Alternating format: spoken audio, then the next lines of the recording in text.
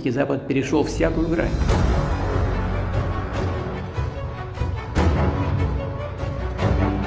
বিপদে বন্ধুর পরিচয়। রাশিয়া যেন ঠিক সেই কাজটাই করল। ইরানের হয়ে ফ্রান্সের প্রেসিডেন্ট ম্যাক্রোকে রীতিমতো শাসালো পুতিন। Перешел всякую грань. Мы постоянно слышим угрозы в адрес нашей страны, нашего народа. Некоторые безответственные политики на Западе. ম্যাক্রো পুতিনের মধ্যে ফোনালাপ হয়ে গেল মঙ্গলবার। সে ফোনালাপে উঠে আসে ইরানের পরমাণু কর্মসূচি। সে সময় ফরাসি প্রেসিডেন্টকে সাফ জানিয়ে দেওয়া হয় ইরানের শান্তিপূর্ণ পরমাণু কর্মসূচিতে পূর্ণ অধিকার আছে। এক্ষেত্রে কারো হস্তক্ষেপ মেনে নেবে না মস্কো।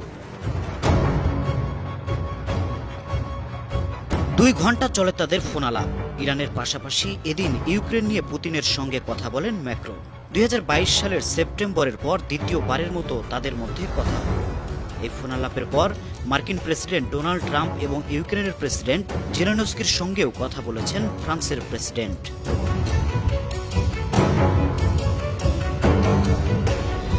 এদিকে আনুষ্ঠানিকভাবে আন্তর্জাতিক আণবিক শক্তি সংস্থা IAEA এর সঙ্গে সব ধরনের সম্পর্ক ছিন্ন করেছে ইরান। বুধবার দেশটির প্রেসিডেন্ট মাসুদ পেজেশকিয়ান এই আদেশ দেন। এর আগে মার্কিন ও ইসরায়েল মদতপুষ্ট আন্তর্জাতিক আণবিক শক্তি সংস্থার সঙ্গে সম্পর্ক ছিন্ন করতে ইরানের পার্লামেন্টে একটি বিল পাশ করা হয়। এছাড়া তেহরানের পরমাণু স্থাপনা পরিদর্শনের জন্য তেহরানকে অনুরোধ করে IAEA এর প্রেসিডেন্ট রাফায়েল গ্রোসি। তবে গ্রোসির সেই অনুরোধ প্রত্যাখ্যান করে ইরান। ইরানের অভিযোগ, আন্তর্জাতিক আণবিক শক্তি সংস্থা ইরানের পরমাণু কর্মসূচির গুরুত্বপূর্ণ তথ্য ইসরায়েলে পাচার করে। আন্তর্জাতিক ডেস্ক, 52 টিভি।